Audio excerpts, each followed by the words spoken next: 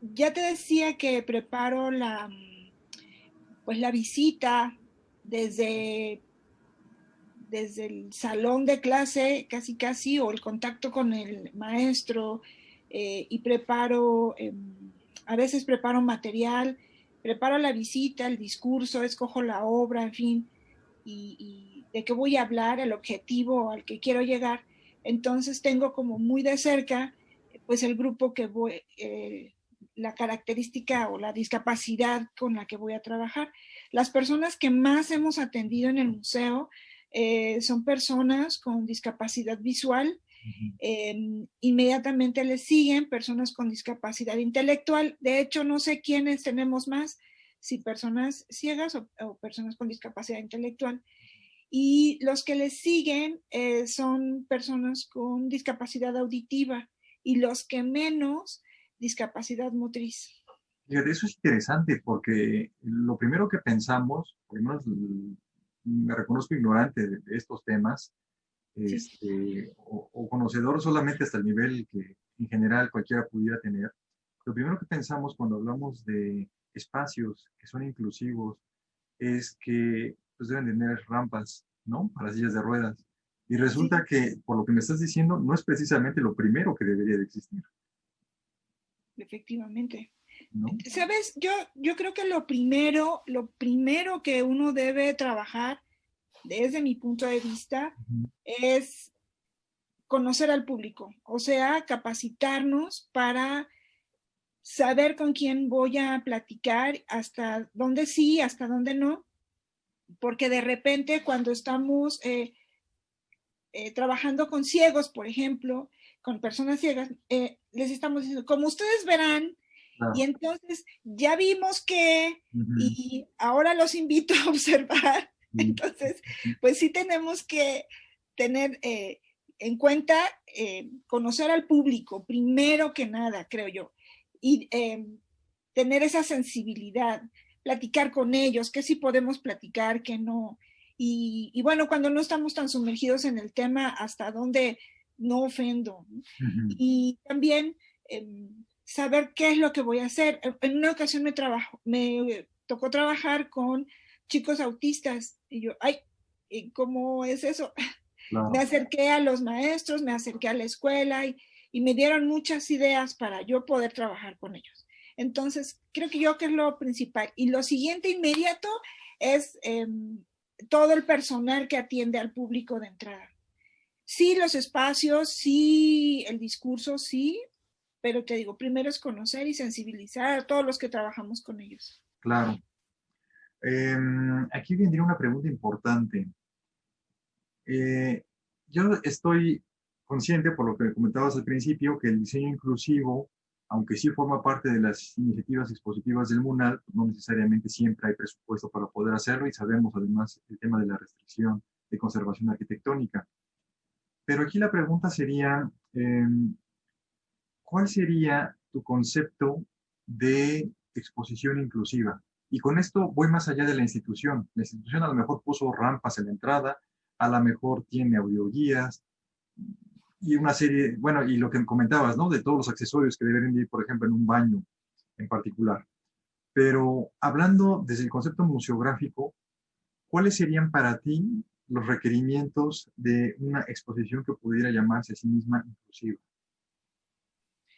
Pues algo ideal considero que es eh, trabajar todos los sentidos, que se pueda tocar, que se pueda eh, oler si es posible, que se pueda observar y escuchar claramente. Con la observación me refiero a que sea de preferencia formato grande el objeto o que haya la adecuación, a la mejor lupas o adecuación para que se pueda ver bien, que se pueda escuchar, a la mejor audioguías o grabaciones, no sé.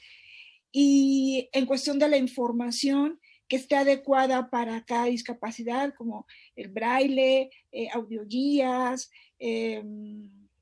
subtítulos, simplemente yéndonos a algo básico, sencillo, las cédulas de tamaño, de buen tamaño la letra, porque inclusive las personas mayores que tenemos problemas visuales, de repente aunque se trabaje en un puntaje 14, 18, 20, de repente no alcanzamos a ver, es considerar inclusive los colores, los contrastes, y bueno, el espacio museográfico. De repente hay unos diseños que no están considerados, por ejemplo, las personas de talla baja, que es considerado una discapacidad, no tienen de repente considerado las alturas, de repente las bases están a 1,20 y la persona mide menos de 1,20. Entonces, pues es considerar también los tamaños, las dimensiones de las mamparas, inclusive las texturas en el piso, en fin. Para mí eso sería como pues un ideal. Ok. Ahora viene una pregunta, considero yo, la que remata todas estas preguntas anteriores que he realizado, porque es una conclusión que siento yo que es fundamental para poder entender globalmente todo el concepto. Lo que yo pienso es que la inclusión implica tres niveles, que es lo que mencionaba anteriormente. Uno, el museo, sí, la entrada, sí, los sanitarios, sí, las escaleras o el elevador, etc.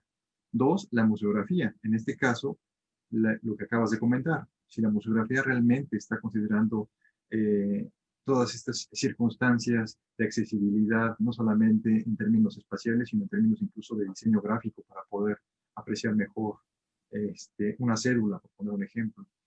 Y finalmente, bueno, pues el tema del artista que hasta donde entendemos no está obligado a cumplir con este requisito de ser inclusivo, porque el formato de la propia obra sería complicado, ¿no? Sin Sí. embargo, aquí hay un tema importante.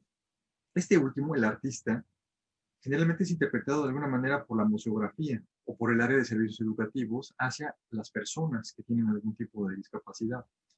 En ese sentido, mi pregunta es, ¿consideras que estas estrategias realmente transmiten íntegro el mensaje codificado por el artista a la persona con discapacidad? Vamos a poner un ejemplo. Se puso de repente muy de moda el hecho de que existía a lo mejor un cuadro muy importante, vamos a poner el ejemplo de la Mona Lisa, y ese cuadro se interpretaba sobre una tabla, se hacía con textura, y las personas que no veían, entonces tenían la posibilidad de tocar esa tabla y de pues, tener una sensación de lo que pudiera ser lo que estaba plasmado en el cuadro.